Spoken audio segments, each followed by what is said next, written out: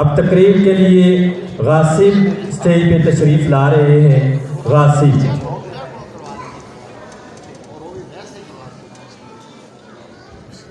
जावदानी साहब, आप स्टेज पे तशरीफ लाएं।